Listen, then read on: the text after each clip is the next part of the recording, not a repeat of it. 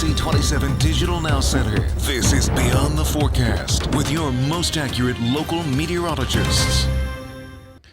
And we say good morning, everybody. It is great to be with all of you here on this Thursday. And we're talking, yes, about the heat wave, but we also want to look ahead. Many of you are already asking me about July 4th. What's it going to be like over Independence Day?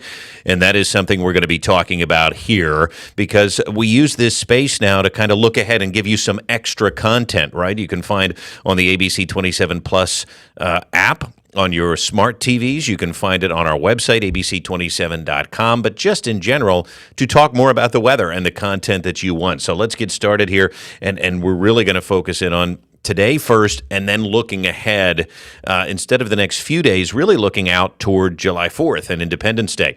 We can see a beautiful sunrise over the airport. The airport just picking up a trace of rain yesterday. Some areas were under a flash flood warning for a bit yesterday.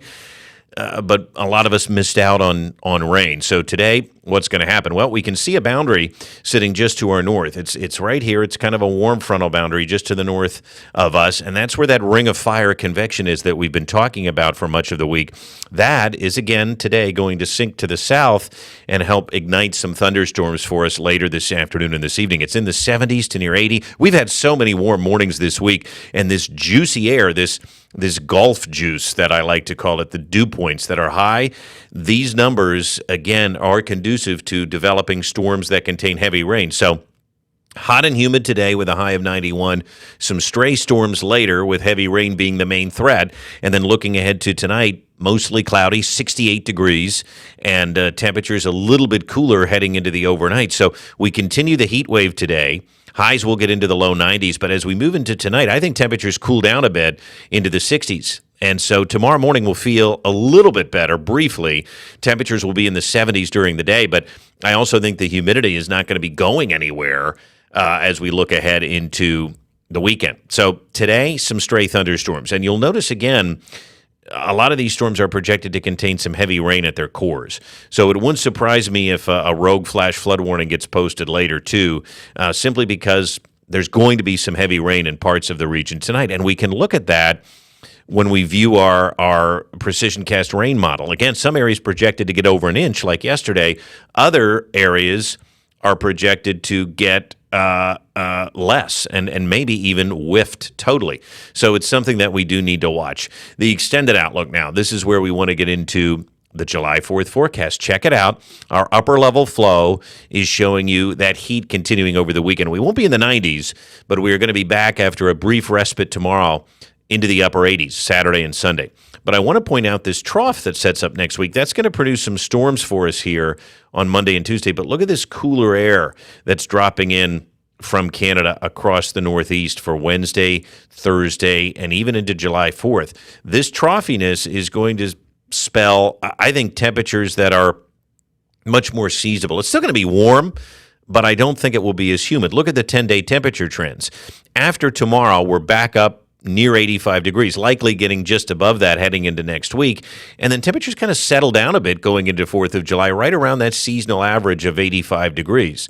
So when we look ahead to next week, I foresee less humidity as we move into Wednesday. Partly cloudy skies on Thursday and looking dry during that time, too, as folks travel about. And certainly Friday is July 4th, wanting to see some fireworks. It actually looks okay. I want to go to, as we check out a couple of things here, let me pull up one of our models that we look at long-range stuff because I want to show you dew points for a second. And this is the GFS model.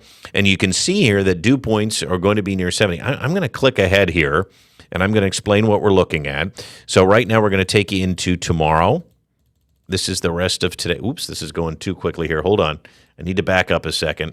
Let's go into tomorrow. Look at the drier air that's trying to filter in right here, okay, across the Northeast. Look at the dew points dropping into the 50s. But notice our dew points still staying in the 70s even into tomorrow. We do tap into some of that drier air early in the day tomorrow, but watch how the dew points continue to climb back. So even though tomorrow will be cooler, notice we still have dew points around 70. Let's take you out through the weekend. Dew points are going to be hanging out in the 70s. I mean, this just, look at the green colors. Doesn't that look ugly?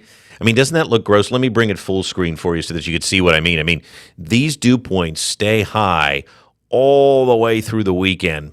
I mean, even when we try to get drier in here by later Sunday, the dew points still in our area want to sit in the mid to upper 60s and near 70 degrees. So Monday and Tuesday, dew points ahead of another front are still in the 70s.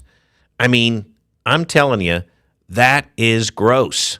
That is gross stuff. Look at the dew points next Tuesday. This is going to help to fuel a round of potentially severe weather next Tuesday, but this front is strong enough that I think it's finally going to be able to clear out these higher dew point numbers. So watch what happens here. Notice the dew points finally by next Wednesday are dropping into the 50s and low 60s. I think we finally get some drier air in here. Look at this next Thursday, and then here's July 4th. Look at July 4th. Could July 4th really feature an awesome summer day with low dew points and really nice weather? Right now, over a week out, it seems to be shaping up that way. So that is really good news. Let's look at the long-range temperature maps that we like to show. We'll start by looking at the European.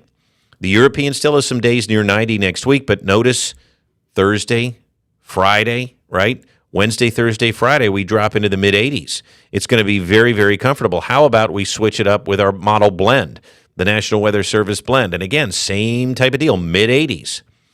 So I'm telling you, I really think that next week, by the end of next week, things are looking nice. Temperatures will be in the mid-80s, okay?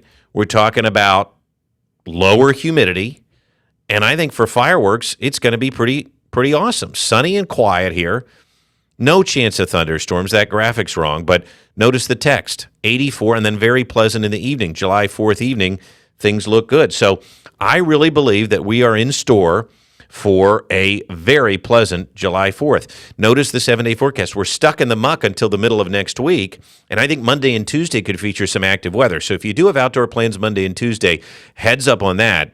Things do look a little bit iffy, especially Tuesday could be a severe weather day. But Wednesday, Thursday, Friday, by the end of next week, as we move into July 4th weekend, I think things really improve, and we could have a very nice Independence Day.